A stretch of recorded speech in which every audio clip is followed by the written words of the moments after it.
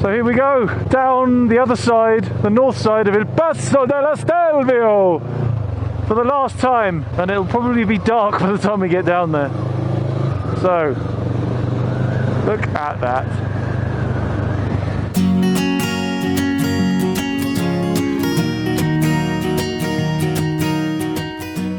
Well, the one thing that does have to be said, the lesson learned here is that if you come later in the day, the place is empty, so if you don't mind a little bit of a chill in the air, which it certainly does have right now. Ah, what a day, what a day. I've lost one USB cable.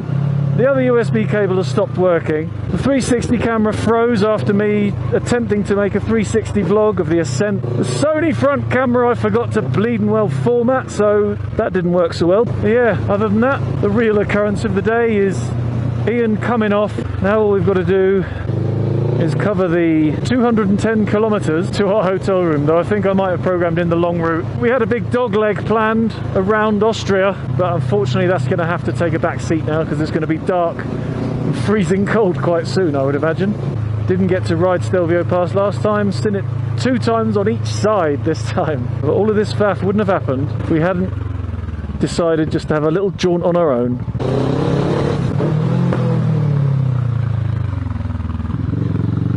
Like riding a bloody horse round those bits. It's more up and down than it is left and right. Oh, I feel really bad about the animal that I ran over at the top. I mean, there is a very slim chance it might be okay, but I doubt it. Got a hair in my eye then. Very relaxing. But Mum was just telling me she'd been recording a couple of them frolicking in the fields. Said they were really cute, and I've just ridden over one with 250 kilograms of steel, rubber, aluminium and liquids. Oh, that's not going to bode well with the biking gods, is it? Should have at least gone back and barbecued it.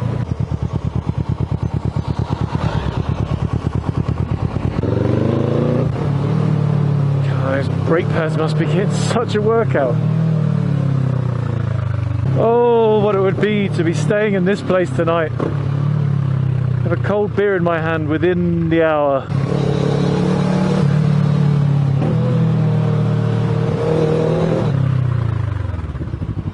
Bloody hell, 3-point turn for a hairpin. It's going to take you a very, very long time to get to the top, my friend.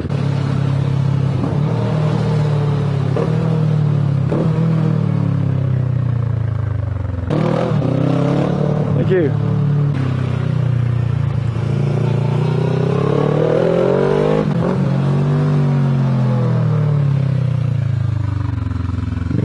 That was so sharp, it's got a corner. They couldn't even paint the white line in a smooth curve.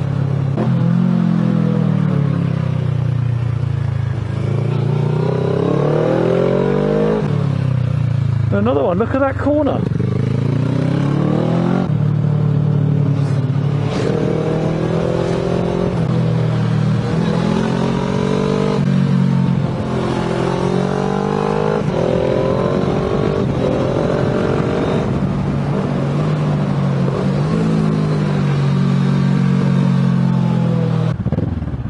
Right, let's give them another drive-by, if and when they get here.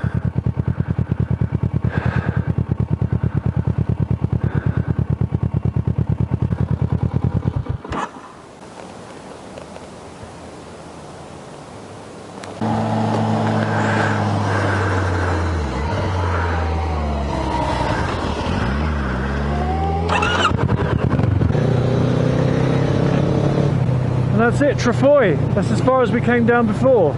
So once again, Stelvio Pass, ladies and gents. It's been a very Stelvio day.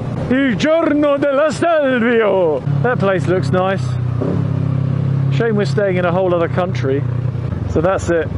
Stelvio done. 10 multiplied by 2 plus 1. Stelvio done.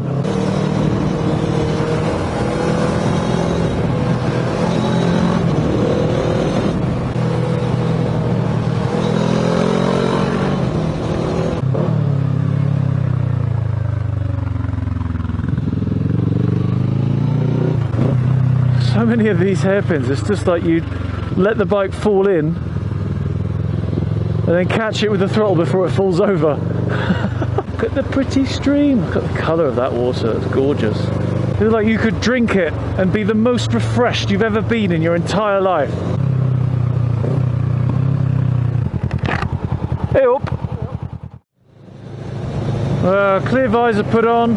I can actually see again. I can see clearly now, the tint has gone. I can see all bendy roads in my way. And now we're on the lookout for a petrol station and somewhere to get some bleeding grub, because I was really looking forward to those friggin' sausages. Didn't bleeding well get one. All your fault for crashing your motorbike. And it is now getting quite dark. That is a very rapid river, isn't it?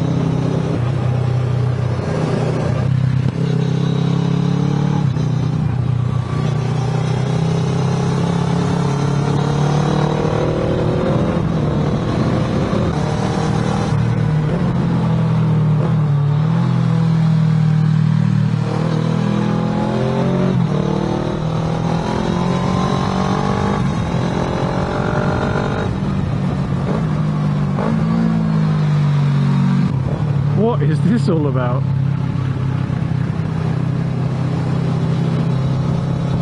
Wowzers. I think we must be in Switzerland. Did I miss the border as ever? Everything's suddenly... Oh no, hang on, we're not going to Switzerland, we're going to Austria. Lots of stuff stuck to stuff around here. What is that about?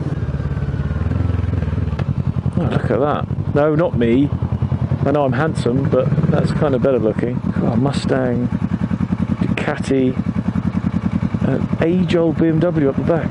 Anyway, we'll have this fuel stop and then service will continue. Bing bong! And once again, onwards into the darkness. Fuel we have found, food we have not, but we've decided to get some miles out of the way before it's dark. Well, before it's completely dark. And then we find ourselves a nice purveyor of Wiener Schnitzel and Weissbier. And sowas für so eine Kram. As far as I know, we're heading off between those they mountains, and then we take a left, and 50 miles or so after that will be our bed waiting for us, hopefully. We're going to be a lot later than they're expecting us to be, so hopefully they won't sell it on to someone else. That would be rather rubbish. Bloody hell, a straight road. Don't know what to do with myself.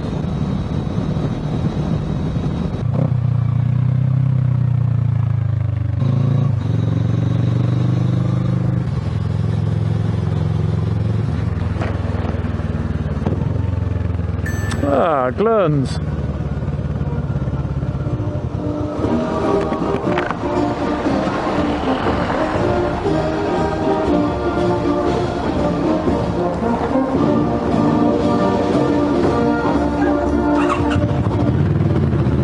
Wasn't expecting that. Oh, look at that. You know what that means, don't you? Oh, that was a good one. Look at that. Apparently we're about to do another pass. Wasn't expecting that, especially not in the dark. Thankfully I did stuff in the Osram Nightbreaker Unlimited into the headlight, so I will be able to see. I did that last night when I refilled the chain oiler. Nice bit of pre-journey home prep. For my last glass of Valpolicella. It's making me happy. Bit of spannering followed by Italian alcohol by a lake. Doesn't get any better than that. That's the dream, isn't it?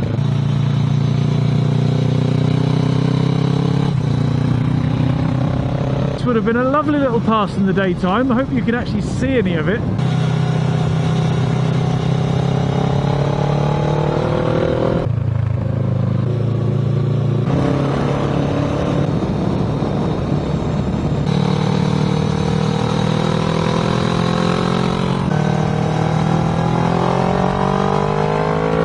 Really hadn't expected or even thought about any kind of real night riding on this trip. I think this is going to be proper pitch black stuff by the time we get there. D-Spa, 1 letter away from despair. Another quite stunning lake. To be honest, I sadly have no idea which lake this is, but I'll paste it across the screen so you can find out.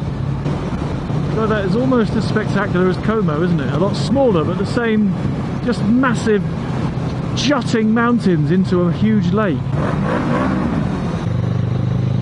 Must must be brass band day. Yes, that's what I want. There's a tower in the middle of the lake. Maybe that's where the lady with the sword lives. Yeah, the problem is we're riding this at night. We're kind of not going to see it all. We're missing this section, this bit of Austria. I think I would happily trade extra run of Il Passo della Stelvio for the chance to do this in the daylight and see it all in its absolute glory. You really can tell we're in Austria now, can't you? I mean, aside from the fact we've already seen the Oompa bands marching down the street to their gig, you can almost hear the music, can't you?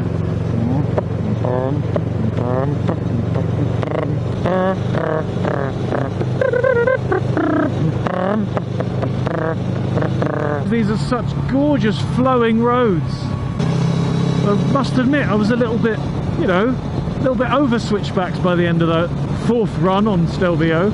Wanted a bit of cruising, sweeping, smooth, undulating stuff just to get some speed up, get some tempo, get some miles covered. But never mind, I just have to come back. I mean, a lot of boxes have been ticked on this trip, a lot more than the last attempt, so I don't think I can really complain, to be honest. This stretch is just going to have to be one of the casualties of this little battle. Everything else kind of came off in its way. Just have to make do with the Austrian section not being quite what we'd hoped for. There's a lot of bugs about tonight. Oh, bloody hell, doesn't that make you sick? Fuel 119, and I just filled up for 155 about 50 kilometers ago. Ah, hairpins in the night. Reminds me of the Pyrenees, riding up into Andorra. Hairpins in the night, just turning corners. Hairpins in the night, home racing toward us. Hairpins in the night, please don't kill me. Hairpins in the night, I've got my lights on. Hairpins in the night, looks like the fight's on. Hairpins in the night, oh, won't you take me home? Very eerie looking, isn't it? Up through the crevasse. To overtake an articulated lorry on a mountain road in the dark. What a joy! It's properly dark in here now, isn't it? Like cray dark, yo. That is like cray dim blood.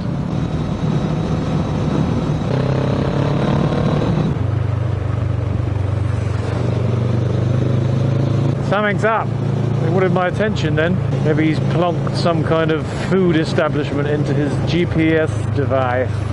Landeck. I think this is a pretty big place. We should be able to find something here. There should be a McDonald's somewhere. Just as suspected, the plan is to find somewhere to eat in Landeck. The big illuminated city, apparently, that seems to be entirely deserted. There's no people here. Oh, what's he seen? What's he seen? Apparently nothing. Heading into the dark. Well, there's disgusting pizza for one option. Yes, I agree. There has to be something down here for us to eat, surely. Bloody hell, there is an Oompa band though.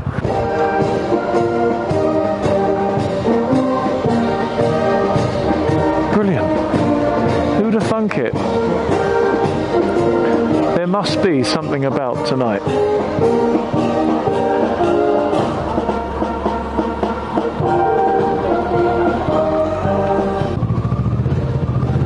Didn't want to get too close. It's a bit disrespectful, isn't it, to go blarting my way down there. Well, it looks like we're settling for Pizza Zaghi. Well, thank you, Pizza Zaghi, for my foodstuff abomination, which probably should never have existed, and I don't think I will ever seek it out again. I just had myself a schnitzel burger. Oh, my stomach is full of greasy horror. Kidding me? Seriously? Wow, what the hell is that?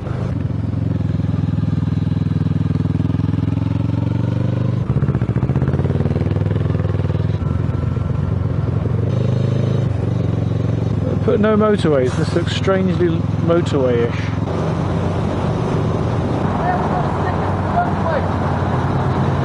Oh, this is the motorway, isn't it? And we don't have stickers. That's going to cost a fortune now.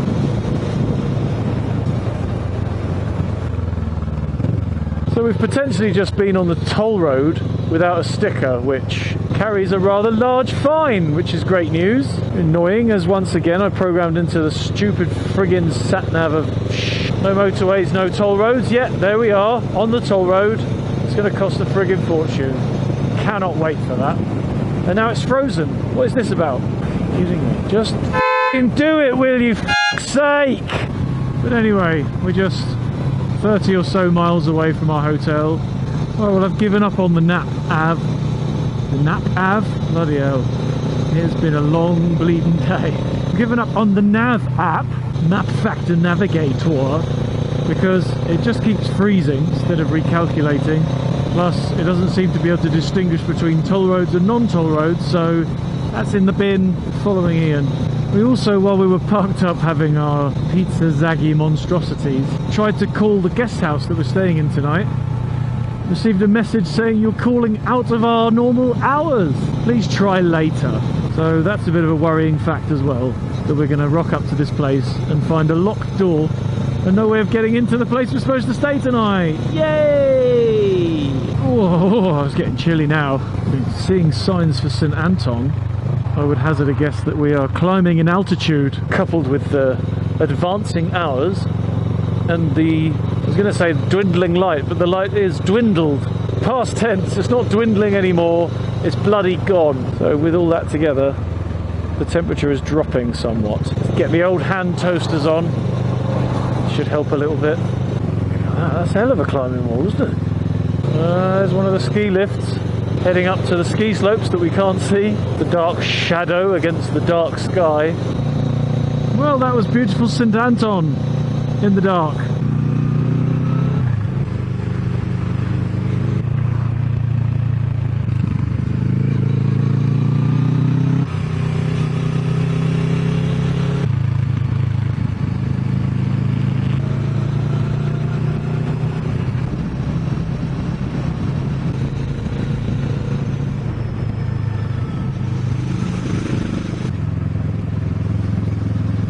Aha, look at that, Wald am Arlberg. We are finally at our home destination for the evening. Just pray to dog that we can rouse someone at reception to actually get into the place. Otherwise, God only knows what we'll be doing.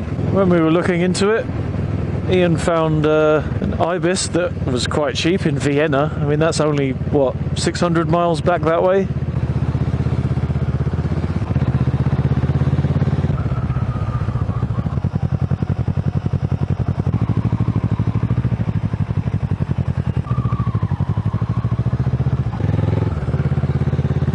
Oh, it's up here somewhere. Number 102. Gasthaus Spulersee. Well, that's 90 or 99. Hard to tell. It's 100. It's 100. Oh, there it is behind me. There it is. Gasthaus Spulersee. We are in for the night. Desperate for some sleep. Wish us luck. Hopefully we can find somebody to check us in. And I'll see you in the morning when we head back to Germany.